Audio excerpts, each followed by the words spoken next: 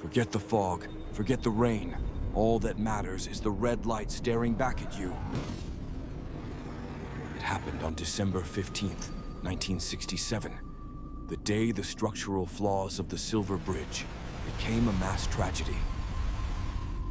It stands taller than a man, with wings spanning over 10 feet. It was a silent sentinel watching the town below. The question remains, was it a guardian trying to warn them about the structural flaw, or was it the cause of the disaster? The witnesses often described a huge man with no visible head, just the glowing red eyes replacing where the face should be.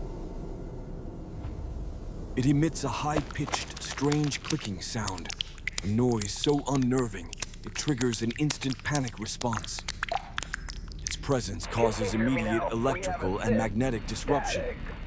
Radios go wild, car engines often stall. The creature became an official part of the local police reports. Authorities could not explain the fear or the stalled vehicles. This was not a simple monster.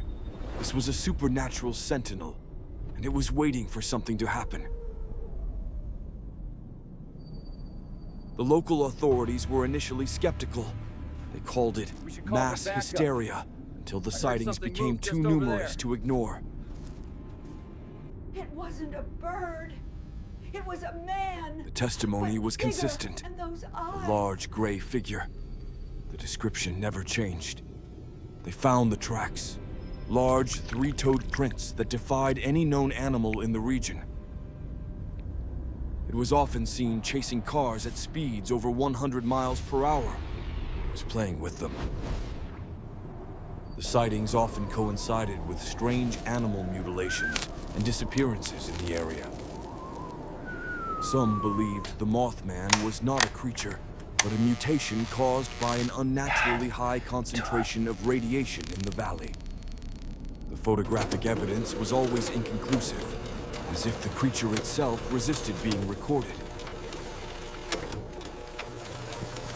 Fear became the dominant emotion.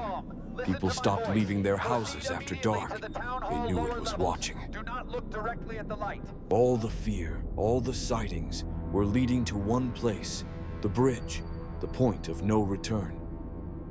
The Mothman left the area shortly before the bridge collapsed. Was its job complete? It was just another typical evening in Point Pleasant, until 5:04 p.m. The bridge was full of people commuting home for the holidays. Then came the sound. Witnesses described it as a chain unzipping. The entire structure collapsed in less than a minute. 46 people died.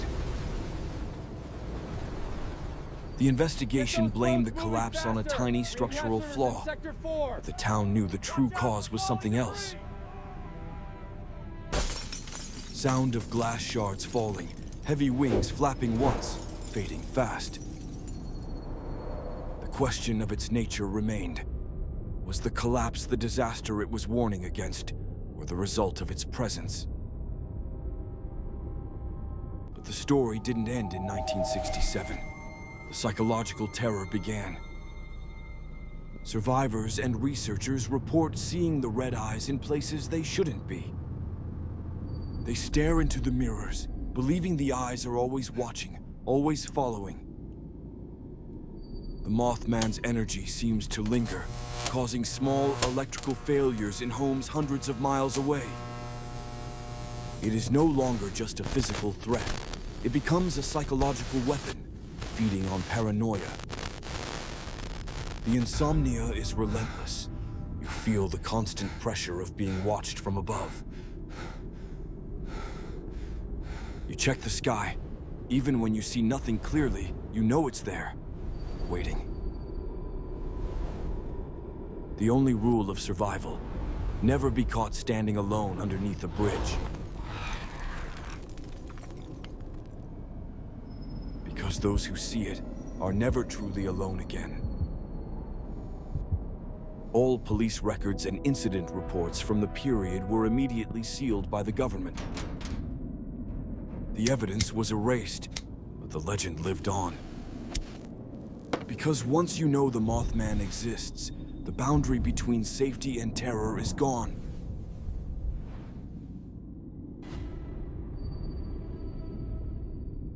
The Mothman's magnetic interference did not stop in the 60s. It destroys modern technology with the same ease. You cannot record what defies logic. It fights back against the lens. It perches on the highest structures. It surveys the vulnerable. It chooses its next target. You realize it's not waiting for a bridge to fall. It's waiting for you to look up. The presence is no longer distant. It's right outside your window. The clicking sound is no longer high in the sky. It's right above you. It is communicating, not with words, but with raw energy.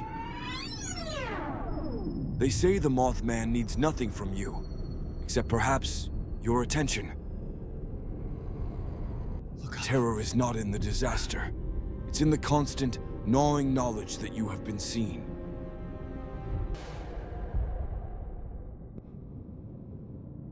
The Mothman is not hidden.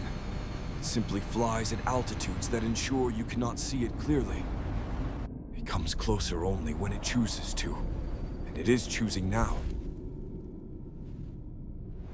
The sound of its wings is no longer distant. It's right above you. A final warning. Don't search for it. Don't speak its name. The more attention you give it, the stronger it becomes. You realize it's not a warning. It is psychological torture.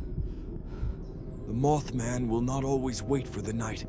Sometimes it just wants you to know it's there. Look into the eyes, and the prophecy becomes self-fulfilling. Its final appearance is always chaos and silence. By learning its rules, you are now responsible for the warning. The cycle begins again. You know the final command, but is it a warning or a temptation?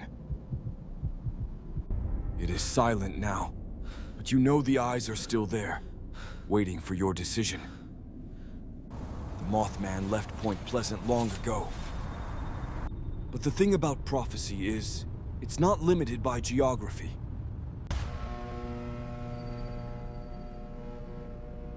They say the warnings continue, in places all over the world.